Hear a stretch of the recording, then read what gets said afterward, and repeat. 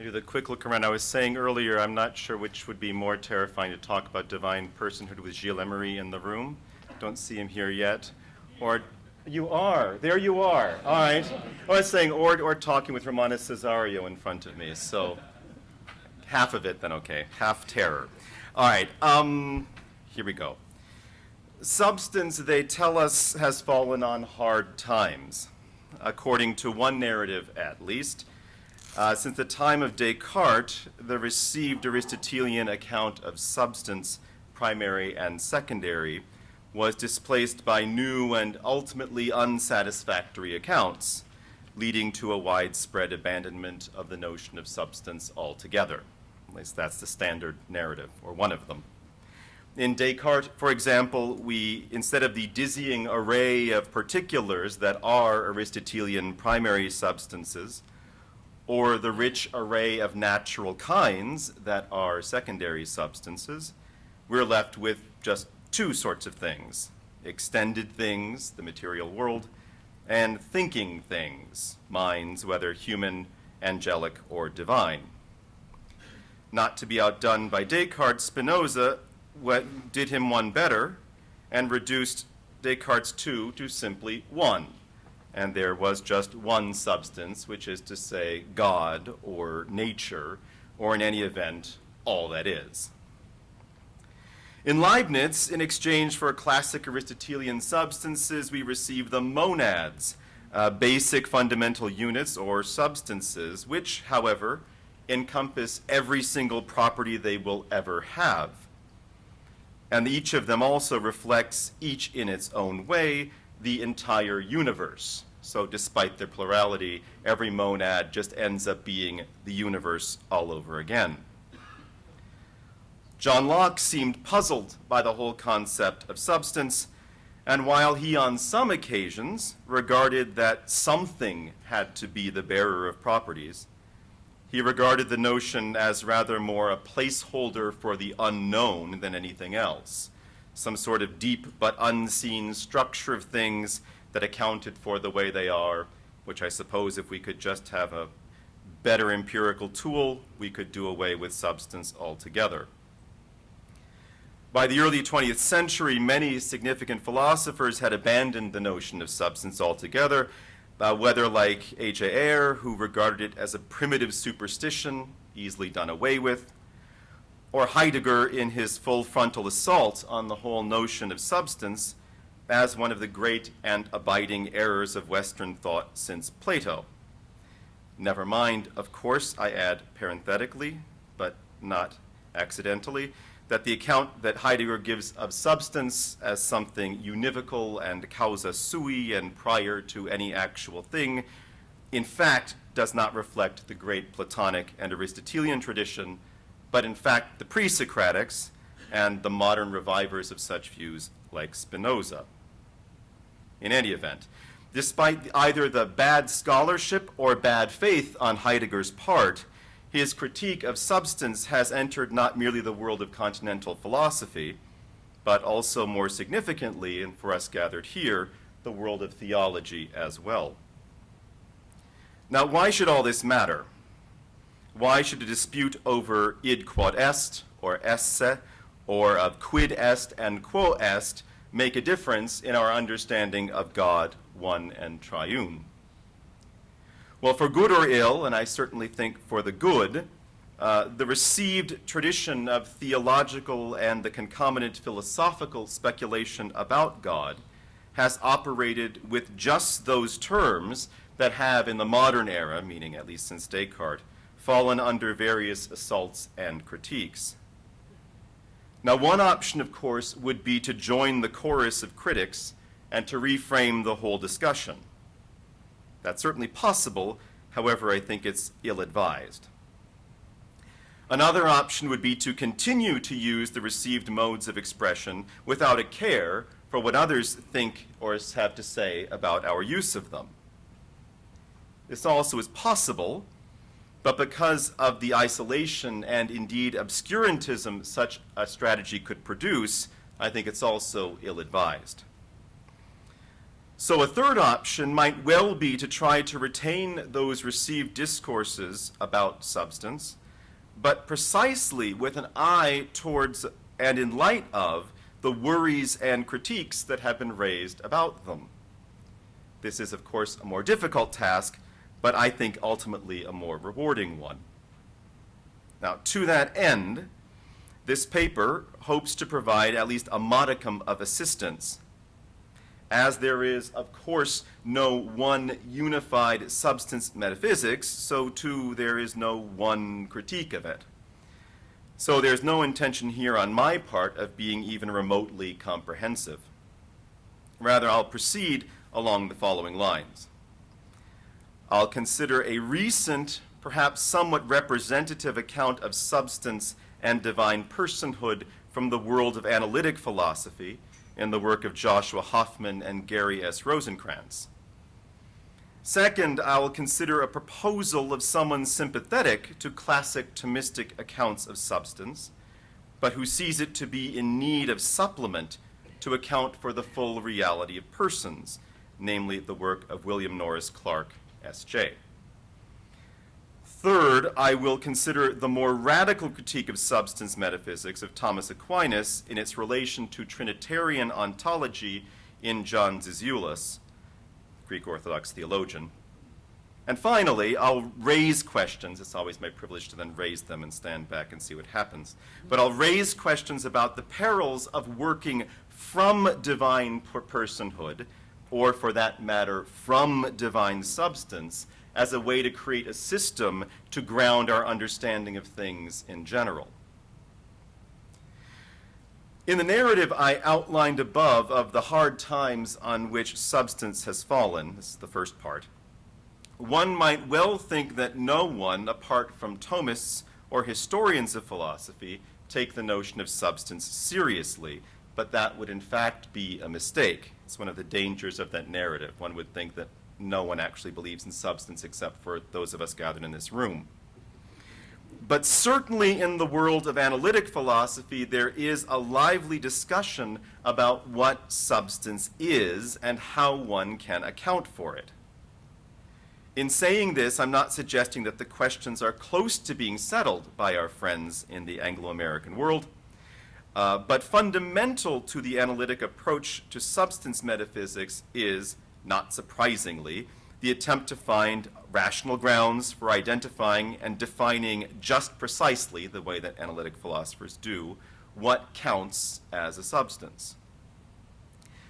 Typically, the question is being posed, rather, by these philosophers is whether a substance can be distinguished from, for example, a property or an event. Even if it is granted that there are substances, and they can be reasonably and justifiably isolated, other questions then arise.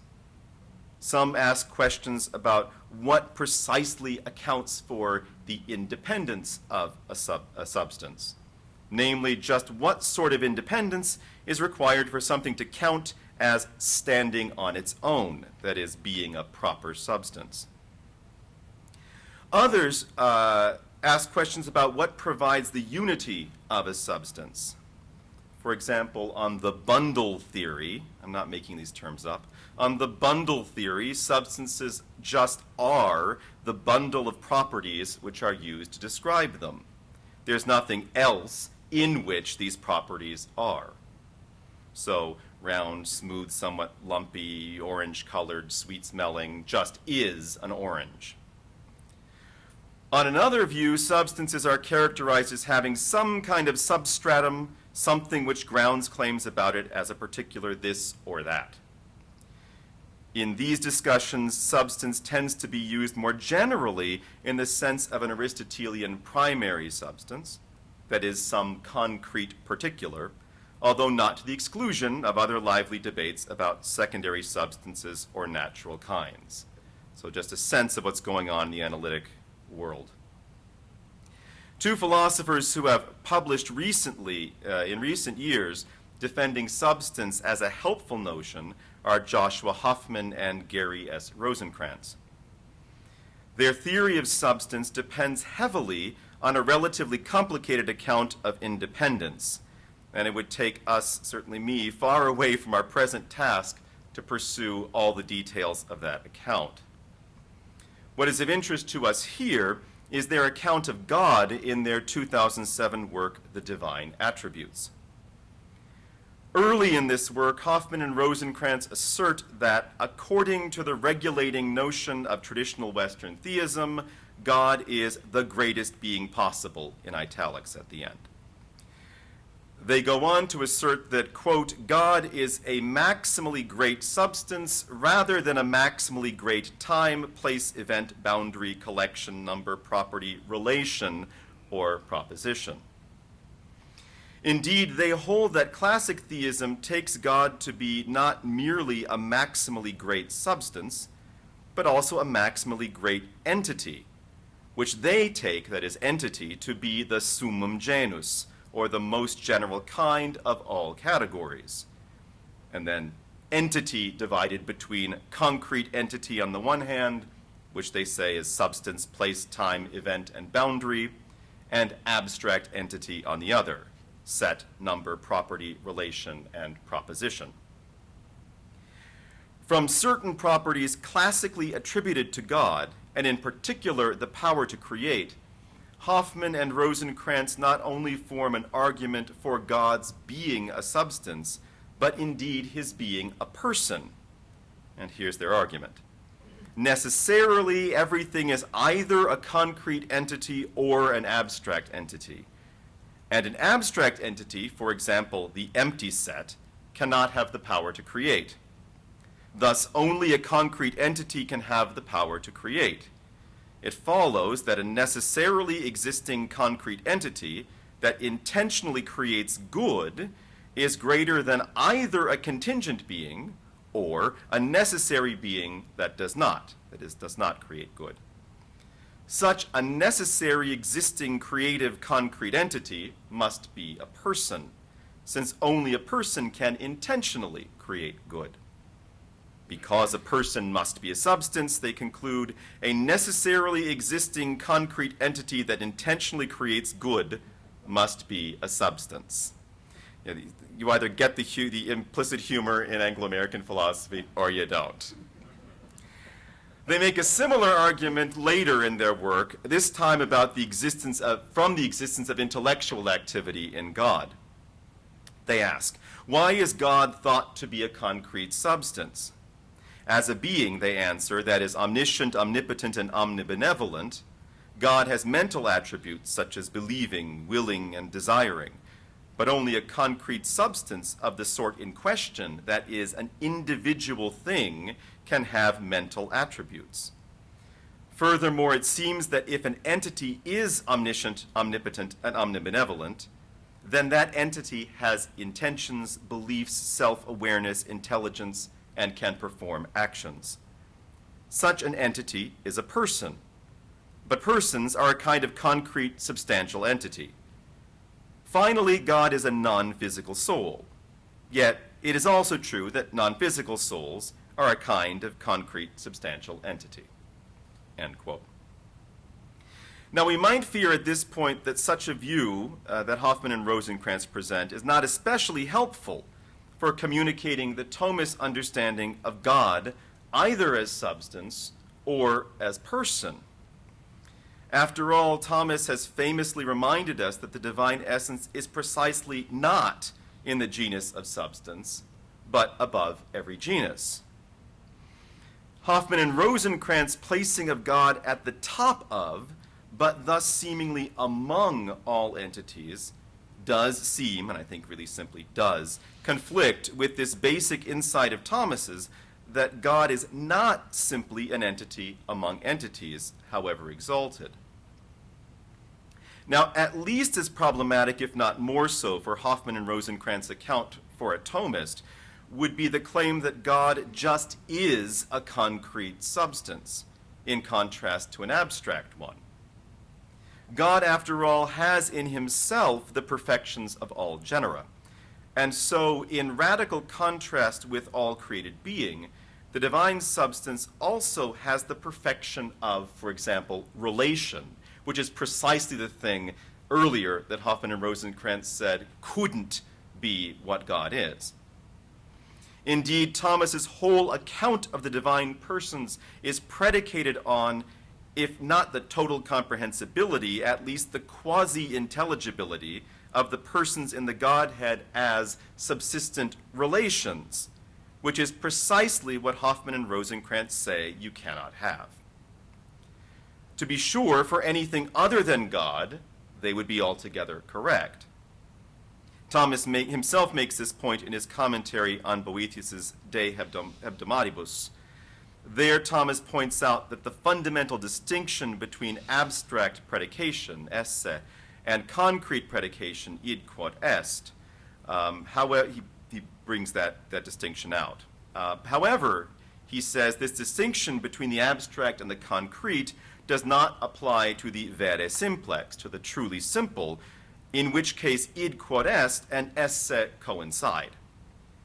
God, then, can just as truthfully be understood, at least on this reading, in terms properly abstract as he can in terms properly concrete, not because he is the impossible, that is, because he is both concrete and non-concrete in the same respect, but because the divine being transcends even those most basic categories in which we want to locate substance or relation.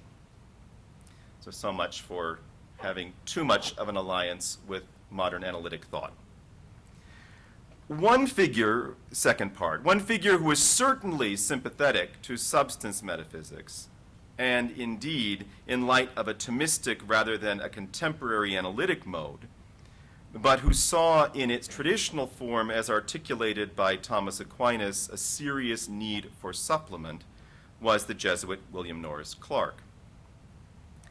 On Clark's view, Aquinas is to be commended for his rich and dynamic notion of being. However, one fault which Clark finds with Aquinas' account, and with him the scholastic tradition as a whole, is the failure to exploit the insights gained from the meticulous consideration of divine personhood to the consideration of being in general. Clark grounds his consideration in adverting to the fact that all creatures are not merely characterizable by, but indeed constituted by, relation, namely, at least minimally, the relation to God as creator, that is, the relation of being created. He writes, quote, "To be a substance and to be related are distinct but complementary and inseparable aspects of every real being. The structure of every being is indissolubly dyadic. It exists both as in itself and as toward others." For Clark, the revealed truth that the divine persons just are subsistent relations, and the fact that all created being participates in and imitates the divine esse, ought to have enriched the account of created substances in general. This is Clark's claim, and the account of personhood in particular. This is how he writes. He says, "The explicit philosophical thematizing of the relational interpersonal dimension of the human person had to wait until the existentialist and personalist phenomenologies of the 20th century for its full highlighting and systematic development. It is one of the paradoxes of intellectual history, however, that St. Thomas and the other medieval scholastics did indeed develop a relational notion of the person for use in the theological explanation of the Trinity. But for some reason," Clark asks, "they did not exploit this remarkable intellectual achievement for the philosophical explanation of the person." Now, indeed, Clark also recalls that for Thomas, quote, "the person is not something added on to being as a special delimitation. It is simply what being is when allowed to be at its fullest, freed from the constrictions of sub-intelligent matter. So the notions of being and person can each throw much light on the other when brought together on the level of being itself." Said simply, for Thomas, on Clark's reading, to be fully is to be personally. And he raises this argument, it merits some quoting at length, so this is a quasi-lengthy bit from Clark, but I think it's worth it. Being, he says, is not just presence, but active presence, tending by nature to pour over into active self-manifestation and self-communication to others. And if personal being is really being itself, only at its supramaterial levels, then it follows that to be a person as such is to be a being that tends by nature to pour over into active, conscious self-manifestation and self-communication to others through intellect and will working together. He continues, and if the person in question is a good person, that is, rightly ordered in its conscious free action, then this active presence to others will take the form of willing what is truly good for them, which is itself a definition of love in its broadest meaning, defined by Thomas as willing good to another for its own sake. And finally, he says, to wind up his claim, to be a person, then, is to be a bipolar being, before modern clinical psychology. Replace bipolar with dyadic, and it sounds better. To be a person, then, is to be a bipolar being that is at once present in itself, actively possessing itself by its self-consciousness, its substantial pole, and also actively oriented towards others, toward active, loving self-communication to others, its relational pole. To be an authentic person, in a word, is to be a lover, to live a life of interpersonal self-giving and receiving. Person, Clark says, is essentially a we term. Person exists in its fullness only in the plural. Clark takes this fundamental insight to be confirmed in the doctrine of the Trinity of persons in the Godhead, from the Thomistic claim that persons, that is, individual substances of a rational nature, are the highest, the most perfect of beings, and joining that to the theme that being as such is not merely related but relational, Clark holds that this very structure of being continues up all the way even to where being is found, as he calls it, most intensely, that is, in God himself. He says, it is thus of the very nature of being at its supreme intensity to pour over into self-communicative relatedness. Now, Clark, without denying that the Trinity is in fact a revelation, that is, without trying explicitly to naturalize the knowledge of the Trinity of persons in God, does all the same place the tripersonal nature of God as a sort of supreme instance of a general feature of all being, created or otherwise. He says, thus in its highest and purest form, echoed analogously and proportionately with increasing imperfection down through creation, the radical dynamism of being as self-communicative evokes as its necessary complement the active, welcoming receptivity of the receiving end of its self-communication. Authentic love is not complete unless it is both actively given and actively, gratefully received. And both giving and receiving at their purest are of equal dignity and perfection. The perfection of being, and therefore of the person, is essentially dyadic, culminating in communion. In other words, what Clark would have us hold is not that substance as a metaphysics is inimical to personhood. It's not inimical to priesthood either. But it's not inimical to personhood, but rather that the doctrines of the Trinity and of creation, when considered together, will inevitably, necessarily flower out into a plurality of persons.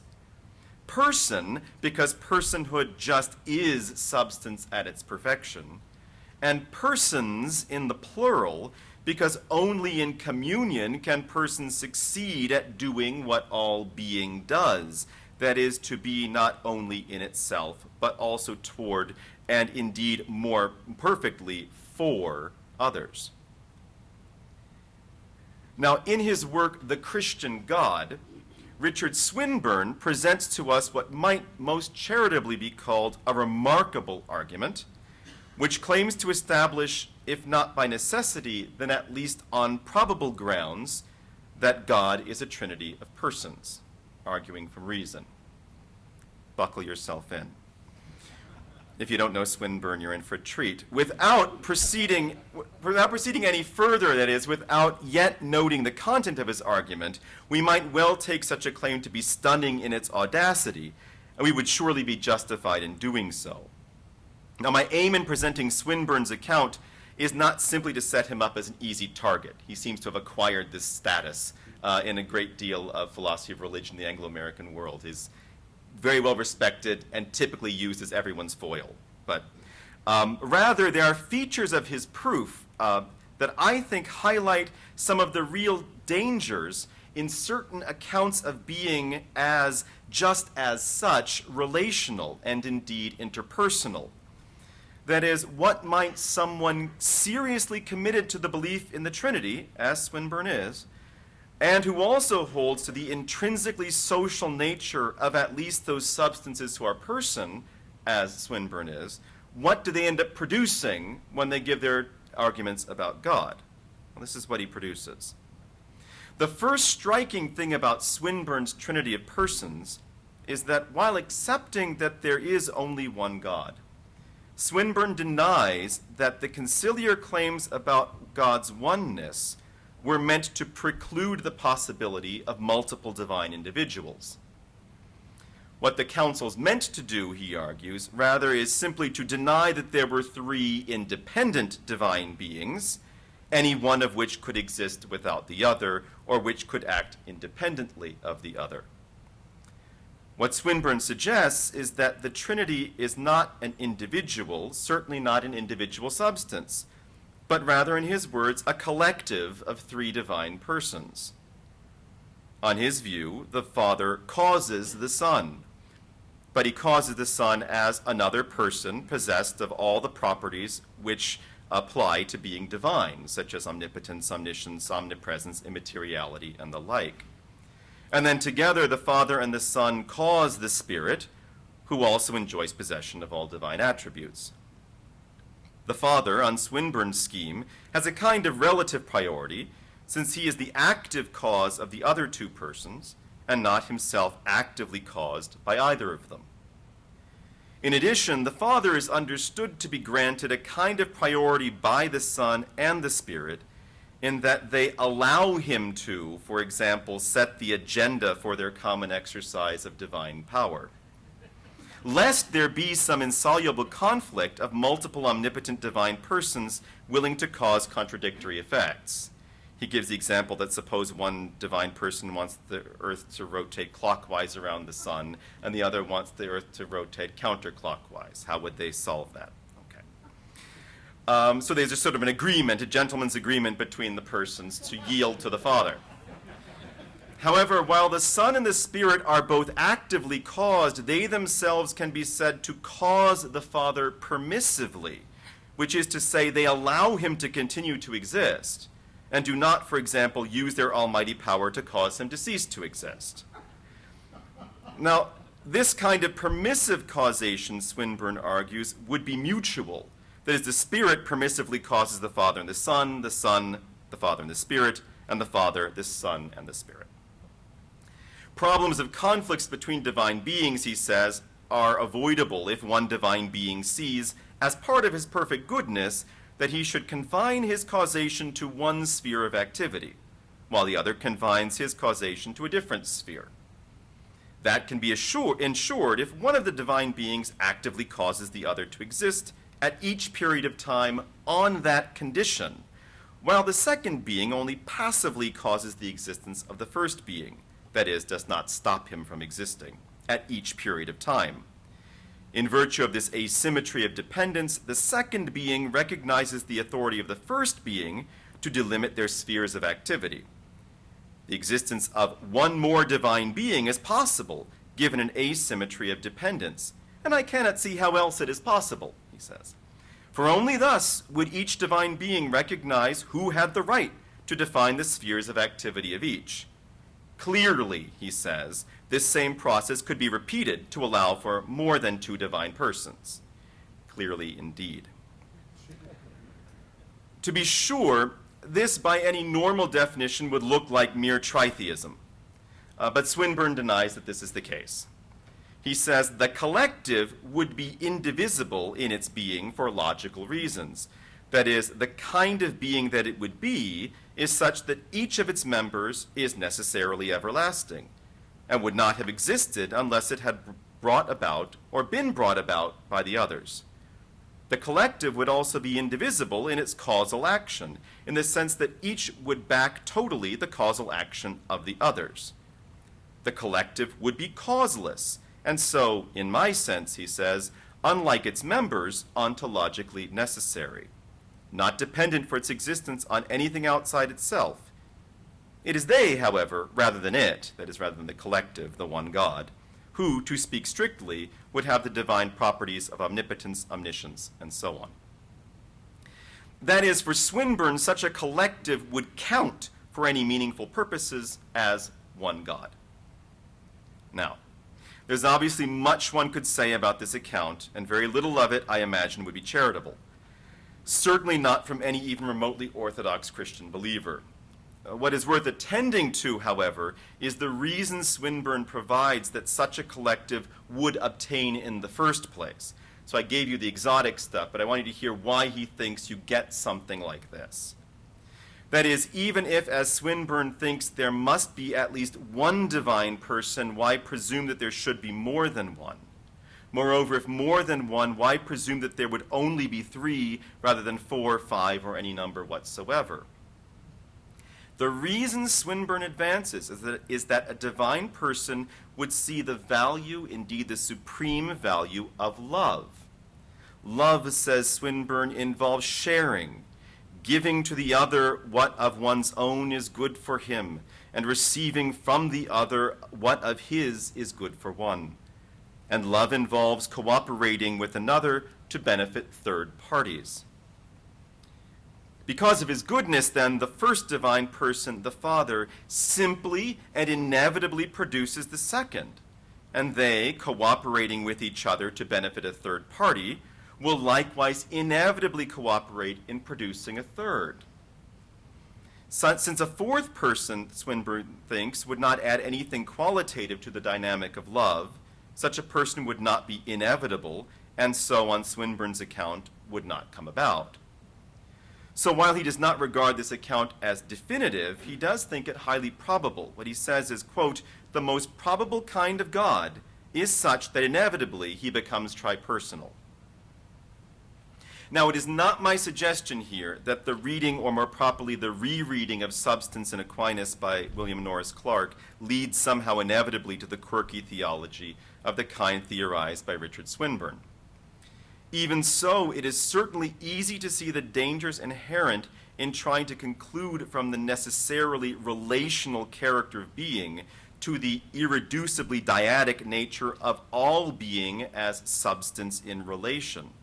And from this to claim that at its most intense level, that is, in God himself, the subsistent relations serve not as a revelation beyond human comprehension and beyond human anticipation, but as a kind of pleasant but expected surprise, a confirmation of the nature of all substance to pour over into self-communicative relatedness.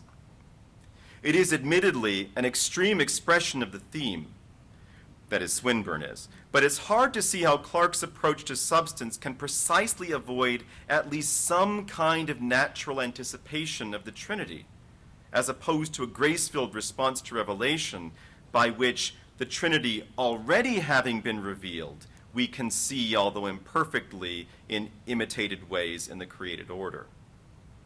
Moreover, if the perfection of substance is to be found in those substances we know as persons, and if we take personhood as such to require plurality, it is hard to see either how God could help but be tripersonal, and that would be knowable by natural reason, or else minimally could not help but produce a world with created persons with whom he could interact, and indeed fulfill his personhood by establishing the we, that fullness of person that Clark insists can only be found in the plural. In this regard, I think I'm more or less in agreement with Zizioulas, about whom in just a moment, on the relative unhelpfulness of more recent attempts to posit the idea of relational substance to somehow account for Trinitarian theology, although for quite different reasons than Zizioulas offers. So on to Zizioulas. Probably one of the most noted opponents of substance metaphysics, whose opposition is posed in defense of what he takes to be the orthodox faith, both small and capital O, in the Trinity of persons, is John D. Zizioulas. On Zizioulas's view, person as we know it today, whether in theology or philosophy, owes its existence entirely to the revelation of the Trinity, which he takes to have been most perfectly expounded by the Cappadocian Fathers, but whose insights he fears, strike that, believes strongly, have been lost or undone by the tradition of Latin theology, epitomized by, if not reducible to, Thomas Aquinas. Taking his cue from Heidegger, Zizioulas gives an account in which the discourse of ousia, or of substance, plays the role of the villain.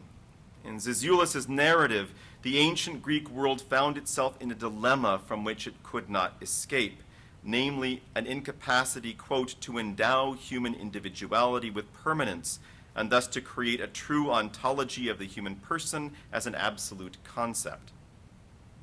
The dilemma was exemplified, he thinks, by the very theatrical world that gave us the word prosopon, the mask worn in Greek drama. In tragedy, as indeed in comedy, the prosopa, the characters, seek to assert their freedom but always fail to do so.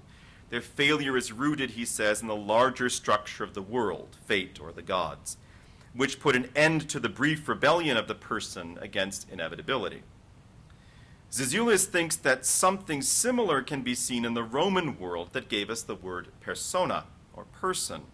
In this case, person takes on a social or legal character, a role, and thus, while seeming to provide a legal space or platform for authentic and free action, does so only by inscribing the person precisely in a larger whole, the society from which he is understood to proceed, and the society which is understood then to be the necessary precondition for the appearance of persons. Understood more broadly, Zizioulas sees this as the imprisoning notion of ousia, of substance, taken to be the universal and all-pervasive condition of being, which precedes and thus limits and confines all authentic human freedom, which is the hallmark of personhood.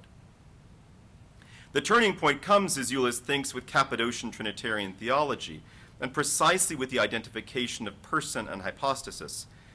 As he writes, the person is no longer an adjunct to being as a result of Trinitarian revelation.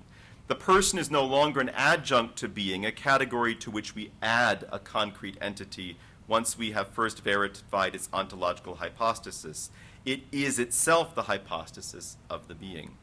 And second, entities no longer trace their being to being itself, that is, being is not an absolute category in itself, but to the person, to precisely what constitutes being, that is, enables entities to be entities.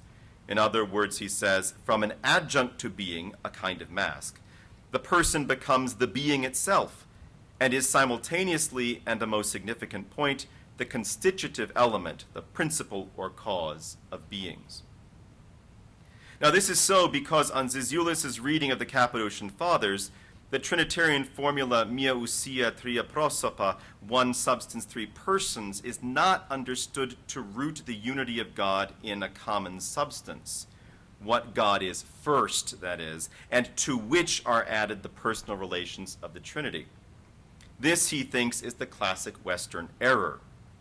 Rather, for Zizioulas, what grounds the ontology of the Trinity is precisely the Father, who freely begets the Son and brings forth the Spirit, and so freely constitutes the divine substance. As Zizioulas writes, quote, thus God as person, as the hypostasis of the Father, makes the one divine substance to be that which it is, the one God. If God is substance, it is because he is first hypostasis or person, the Father, and he is so not out of necessity, not out of the logic, Zizioulas says, of a substance with conditions and with set limits, but out of his superabundant freedom. He writes, the manner in which God exercises his ontological freedom, that precisely which makes him ontologically free, is the way in which he transcends and abolishes the ontological necessity of the substance by being God as Father, that is, as he who begets the Son and brings forth the Spirit.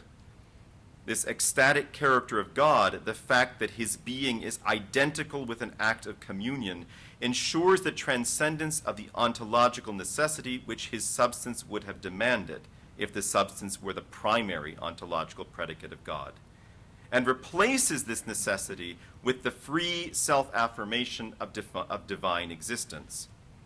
For this communion is a product of freedom, as a result not of the substance of God, but of a person, the Father. Observe why this doctrinal detail, he says, is so important. The Father who is Trinity, or God rather, who is Trinity, not because the divine nature is ecstatic, but because the Father as a person freely wills this communion. Zizioulas contrasts this Trinitarian ontology as the priority of person over substance with what he calls, quote, the Augustinian solution. He says, according to this, the Augustinian solution, monotheism is safeguarded by the one substance of God, the divinitas, which logically precedes the three persons. In this case, monotheism survives at the expense of Trinitarianism. The Trinity is not the way in which the one God is, that is, in the sense of a primary ontological category, but rather indicates relations within the one God, that is, instances of his one nature, realized and expressed mainly in psychological or moral terms, as the memory, knowledge, and love of a certain individual substance. This is followed faithfully, he says, by Aquinas, for whom, when we generalize or abstract from the Trinitarian persons, what remains for thought is the one divine nature, which is in general to be called God, not the three persons or only one of them. Such a solution makes it difficult, he says, logically to reconcile the one and the three in God, and must be counted responsible for the eclipse of Trinitarian theology in the West for such a long time. And just to add insult to injury, he says, it may also account for the emergence of modern atheism, particularly of the existential type, which has rejected the substantialist approach to God, and thus God as such. To be sure, Zizioulas has received a fair amount of criticism over the years, none of which he seems to take seriously, but he has. And it would take us far afield to pursue the careful reading of the Fathers that others have done to determine how faithfully or not Zizioulas has represented the theology of the Cappadocians. What interests us, rather me here, is his critique of the Augustinian solution, and particularly its expression in Thomas Aquinas, and with his anxieties about substance metaphysics. Specifically, we want to see whether there is any merit in his concerns about Thomistic metaphysics and divine personhood. Moreover, and on an ironic note, we will want to see whether or not Thomas has resources to respond to the kinds of concerns that Zizioulas raises about substance metaphysics in general, and how it relates to the ontology of person in particular. To respond to Zizioulas' worry, we must turn to what he regards as the smoking gun, the clear evidence of Thomas's confusion about divine persons, and so likewise his confusion about substance. I pulled out from the Tertia Pars, question 3, article 3, utrum natura divina possit assumere naturam creatam abstracta personalitate. In this question, Thomas continues his exploration of the union of the two natures in the incarnate Word. Throughout the article, Thomas will outline a basic principle of the metaphysics of incarnation, namely that while a person is properly the terminus of the assumption of a created nature, the act of assuming itself, being an act of divine power, is common to all three persons in the Trinity. And you hear that as a refrain throughout the question. He will use this distinction to consider various hypothetical possibilities of incarnation, namely, whether the Word might have been incarnate more than once, whether another person might have been incarnate, whether all three persons might be incarnate, and so on, culminating in a consideration of the fittingness of the incarnation in the Son. The third article, however, is a trifle curious. Here Thomas asks whether the divine nature, after having abstracted the distinction of persons through intellect, could assume a created nature.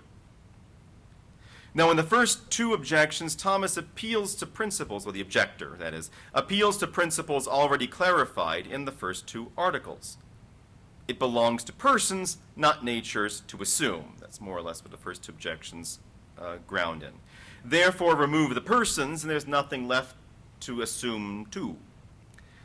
The third objection would seem to be the one that would warm Zizioulas' heart. The objector says, quote, "It was said in the first part that the Godhead, when personality is abstracted, nothing remains. But what assumes is something. Therefore, when personality is abstracted, the divine nature cannot assume." In other words, the objector seems to share precisely Zizioulas' worry that the trinity of persons is what constitutes the divine nature, not something that flows from it and thus logically after it. No persons, no divine nature. Where things at first look like they might confirm Zizioulas' worry, namely that Thomas takes substance to be for God a kind of primary ontological category to which divine persons are posterior, is the opinion sed contra. Here it is asserted that the threefold personal properties of paternity, filiation, and procession, if abstracted by the intellect, still leave God's omnipotence behind.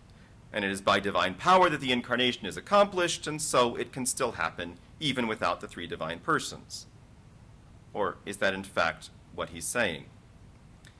The key to understanding what is going on in this article is made explicit in the response, but is announced from the beginning. This is not, as such, an exploration of God in himself, but quite explicitly God as understood by the human intellect. In other words, it's dealing with the confused knowledge of God's nature and of the divine persons. That's what's under consideration, the kind of quasi-concept of God that is had by the human mind, and thus a concept of something with distinctions and divisions, with parts and composition, which is how the human mind must inevitably approach the mystery of God. Indeed, Thomas is all too ready to assert that if the question were considered of God himself, or rather he specifies of what the intellect knows him to be just as he is, it would ultimately be impossible to think of taking any part away from God. Likewise, and more to the point, it would be impossible to take away one person and leave anything of God intact, since the persons are distinguished only by relations, and they just are the divine essence. In other words, even without being able in any way to comprehend the Trinity, we can know even in via that the scenario envisioned by the question raised in this article offers an impossibility, and so the mind rightly refuses it. Even so, Thomas doesn't end there. He continues, to the annoyance of Zizioulas, to examine the question in accord with the human intellect's way of knowing, that is, multipliciter et divisim id quod in Deum est unum. That is, even knowing by revelation that God just is the Trinity of persons, our mind cannot here and now see that this is so. We are perfectly capable of thinking of God as only one, but in that one possessed of everything else we know about him, such as his goodness and his wisdom. More than that, we can still think of God, even if entirely ignorant of the Trinity of persons, as subsistent and as having an intellectual nature, that is, possessing an intellect and will, by analogy, of course. And so, by that fact, we can think of God as a person. Indeed, this kind of obscure knowledge of God, that is, knowledge of God but without knowledge of the Trinity, is precisely what Thomas takes to be the position of the Jews, who, it seems, justifiably, even if incorrectly, conceive of God as a person. What is crucial to note here with regard to Zizioulas' critique is that Thomas precisely rejects what Zizioulas claims him to accept. That is, on Zizioulas' reading, Thomas imagines that there is something, the divine substance, which in some way is such that it could at least hypothetically survive the removal of the divine persons. However, Thomas's claim here is something quite different. Thomas's aim here is to reveal just how far our intellect is from grasping just how the divine persons and the divine nature, the subject of the first two articles, relate. We really just don't get it and can't. We might imagine, that is, because of the formula that makes the person the terminus but the nature, in the sense of what is common to all three persons, the principle of the active assumption, we might assume that persons and nature are somehow detachable. So what Thomas is, in his response to this, is giving us a twofold lesson. On the one hand, he reminds us that this distinction does not apply to the divine persons in God as he is. Each person just is the one God, the divine substance, and each person is just as related to the other persons, not merely constituted by something else, but being the very relation subsisting. On the other hand, he reminds us just how distant our intellectual grasp of the Trinity is from the divine reality. The fact that we can, without difficulty or irony, think of God without averting to the Trinity of persons that we know him to be, and still conceive of him as a person, is meant, I think, to recall to us that we simply do not apprehend in any lasting or successful way how the divine natures, which is also to say how the persons, work. Ironically, Thomas's fundamental notion of what makes a person to be a person should also be attractive to Zizioulas, rather than worrisome. As we recall, for Zizioulas, one of the principal marks of a person is freedom, freedom from the limiting determinations of substance, freedom for generation and creation. Yet despite his worries, this is just what Thomas wants us to understand about persons, as he tells us what characterizes particular individuals in rational substances from other sorts of things is that they are not merely acted upon, moved by the great causal nexus from the primum mobile down to the humblest rock, but have dominion over their own acts. They act per se. Precisely as intellectual and thus spiritual persons, even those persons who are animals and thus have material bodies, are in their intellects potentially all things, not determined, as are merely sensory beings, by the limits of matter to receive sensible forms. In their wills, persons are oriented not merely to sensory and thus limited, constrained, and relatively determined goods, but rather to the good as known, to good as such. And it is just this indeterminacy in intellect and will, this undeterminedness, that provides rational animals and intellectual substances, that is, persons, their dignity. That is, it is in this sense that persons are like God, who in a supereminent way exceeds all categories and limits, while having in himself all perfections. While this is not true of created persons, of course, the fact that they are not determined precisely to this or that, and being spiritual are free from all coercive governance, at least in their will.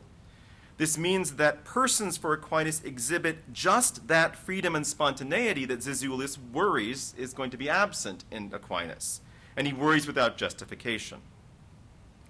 Now, it should be clear, however, why Thomas would not be sanguine about the prospect. This is a closing, to make a few closing remarks. We can get a few questions, maybe.